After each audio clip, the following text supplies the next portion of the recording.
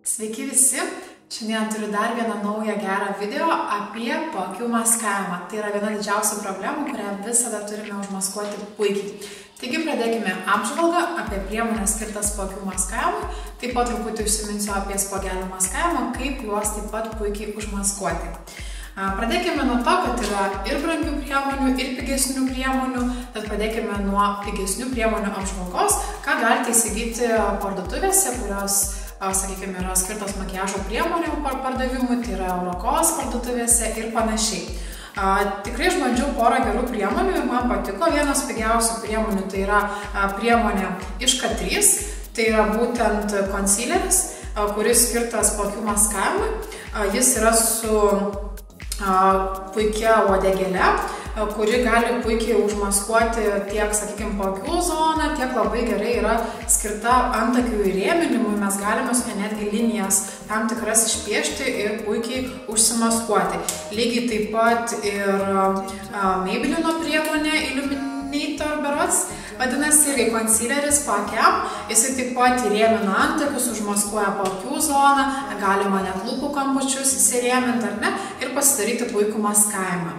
Viena labiausiai patinkančių priemonių, ką atradau Eurokos parduotuvėse, kuri puikiai maskuoja paakių zoną, yra geresnė negu K3 ir Maybellino, ką minėjau, concealeriai su šitom plunksnelėm, tai yra Maybellino Fit Me. Būtent paakių maskuoklis, kuris yra skystos, bet kreminės tekstūros, per greitai nesudega ir raukšleles, puikiai užmaskuoja probleminę odą būtent paakių zonoje. Man labiausiai patinkantis numeriukas yra 20.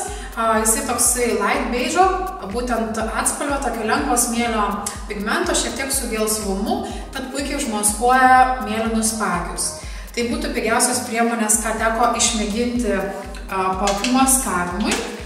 Taip pat sunkesniam maskavimui, nebe kreminiam, o, sakykime, fotomakiažui, puikios priemonės iš NYX.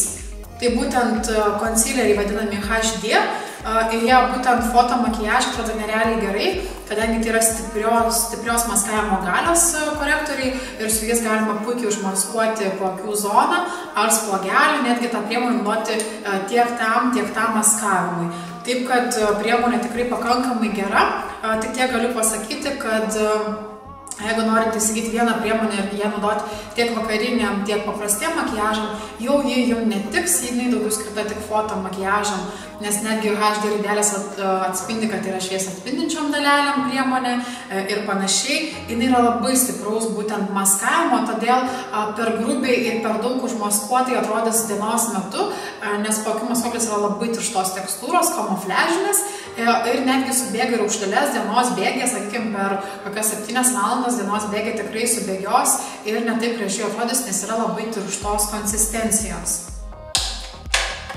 Kalbant apie vieną pigią priemonę, kurios antrą kartą nepirkčiau, tai būtų Lagirl šitie paakių maskavimo korektoriai. Tiesiog nepatiko man jų tekstūra ir maskavimo gale man nebuvo ypatinga.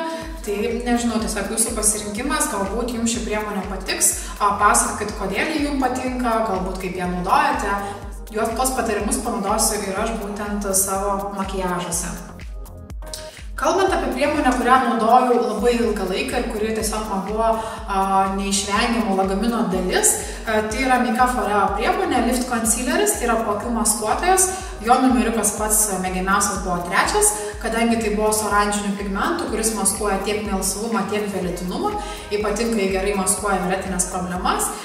Ir būtent tas paakių maskuoklis nėra nei tirštas, nei skystas, jis daugiau, sakykime, lengvesnės tekstūros, tinkantis tiek brandžiai moteriai, tiek, sakykime, vakariniam makiažui, tiek foto makiažui, maskuojant kelis sluoksnius. Ir jis iš tikrųjų gražiai užmaskuoja tą paakių zoną, bet vis atsirasdavo problema, kad raukšlelės vis tiek tarsi atsirasdavo ir taip gerai neįsitapšnodavo ir per dienos bėgį kartais irgi subėgiodavo. Taip, kad atradau dar geresnę priemonę šiuo metu, kurią labiausiai naudoju. Tai yra priemonė iš MAC Pro. Tai yra concealeris taip pat, tik jisai tokio įdomioj pakuotėje, kreminis concealeris, kompaktintas, kad patogu būtų nešiotis tiek lagamine, tiek, sakykime, jeigu reikia kosmetinėje ar rankinėje.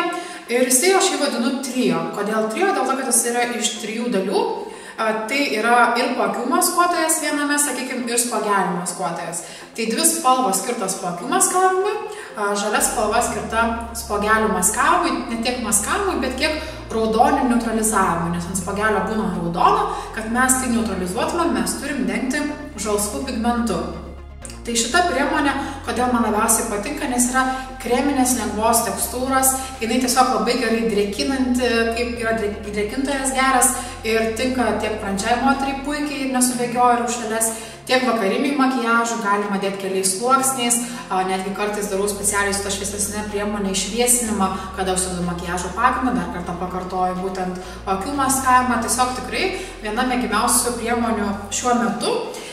Ir taip pat dar viena mėgiama priemonė, kada dirbu su Mika Foreo produktais, kada dirbu su HD Ultra būtent pudromis, tada renkuosi ir HD Ultra tos pačios, sakykime, linijos paakių maskuotoją, tai concealerį, kuris būtent tada labai gražiai susišaukia su tuo makiažo pagrindu ir jisai yra su šviesą atspindinčiom dalelėm, todėl puikiai atrodo video makiaže, foto makiaže, vakarinėme makiaže. Tačiau dienos metu privengčiau šios priemonės, nes jinai vėlgi per daug, sakyčiau, maskuojanti ir ne taip gražiai atrodanti, sakykime, prieš šviesą dienos metu, tiesiog jinai per sunki bus jūsų, ar ne, paakiams, tai tiesiog rinkčiausi lengvesnės tekstūros maskuoklį.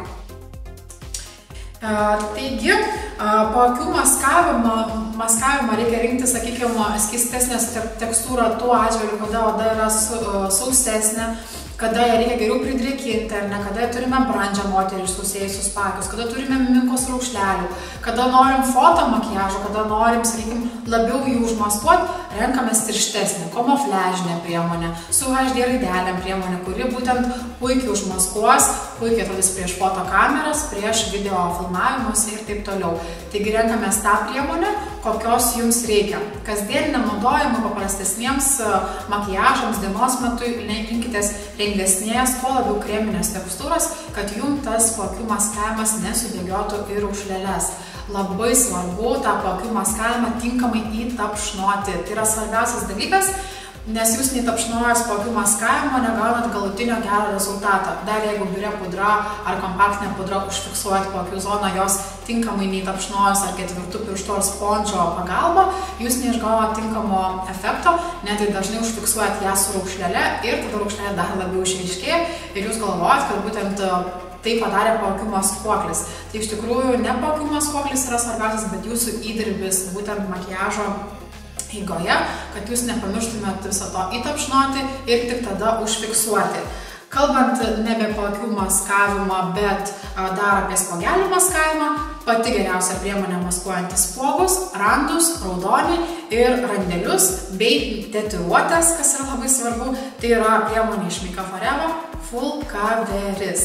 Tai yra tikrai tobula priemonė, kada reikia labai stipraus kamufliažinio maskavimo. Vienintelis minusas - netinka paakių maskavimui. Visų kitų požiūrių, ko puikiausiai maskuoja įvairias problematiškas vietas. Tai tiek apie paakių maskavimą ir šiek tiek apie spuogelių maskavimą. Tikiuosi, šis klipas jums labai patiks ir bus naudingas. Laukite sekančio klipo.